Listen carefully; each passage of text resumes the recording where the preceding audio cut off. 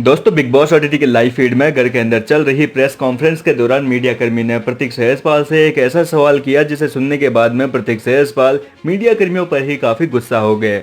दरअसल प्रतीक से मीडिया कर्मी ने कहा कि दिव्या अग्रवाल के साथ आपका पहले दिन से ही झगड़ा शुरू हो गया था और स्टेज पर आते ही आपने एक दूसरे के साथ बुरी तरीके से झगड़ा चालू कर दिया था और घर के अंदर आने के बाद में भी आपने एक दूसरे को काफी भद्दी गालियां दी थी।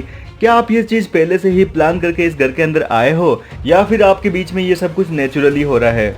आखिर आप दोनों के बीच के असली लड़ाई की वजह क्या है? जनता ये जानना चाहती है क्योंकि जनता अभी तक काफी कंफ्यूज है।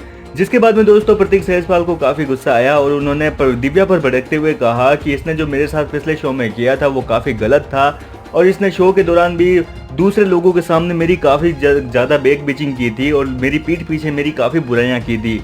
इसके अलावा जब शो खत्म हो गया था तो भी इसने मेरे से एक बार भी बात नहीं की, जबकि हम शो के दौरान एक दूसरे के भाई बहन थे, यानी कि मैं इसको बहन की तरह मानता था, लेकिन इसके बावजूद इसने मुझे कोई भी भाव नहीं दिया। और जब ये बिग बॉस का शो शुरू हुआ उससे 3 दिन पहले ये मुझे मैसेज करके कहती है कि सब कुछ ठीक तो है ना मेरे भाई।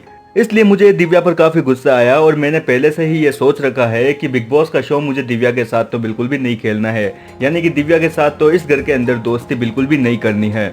ये सच्चाई सुनने के बाद में दोस्तों कहीं ना कहीं दिव्या अग्रवाल के भी होश उड़ गए, तो वहीं दूसरी ओर मीडिया कर्मी भी चौंक गए क्योंकि किसी को भी इस बात का पता नहीं था कि पिछले शो में आखिर इन दोनों के बीच में ऐसा क्या हुआ था। हालांकि दोस्तों दिव्या अग्रवाल ने कहा कि ऐसा बिल्कुल भी नहीं है, मैंने तो इसके साथ हमेशा से ही काफी अच्छा बर्ताव किया है। जबकि दोस्तों दूसरी ओर मीडिया कर्मियों ने कहा कि यदि दिव्या ने आपसे एक बार भी बात नहीं की तो आप ही उनसे कॉल कर लेते, मैसेज कर लेते, आपके पास तो उनके नंबर वगैरह थे ना।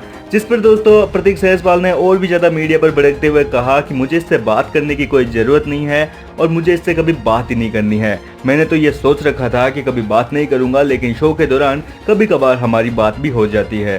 खैर दोस्तों प्रतीक ने तो अपना जवाब दे दिया है। फिलहाल आपकी क्या राय है? क्या प्रतीक सहजपाल बिल्कुल सही कह रहे हैं या गलत? आप हमें कमेंट करके अपनी राय जरूर बताएं।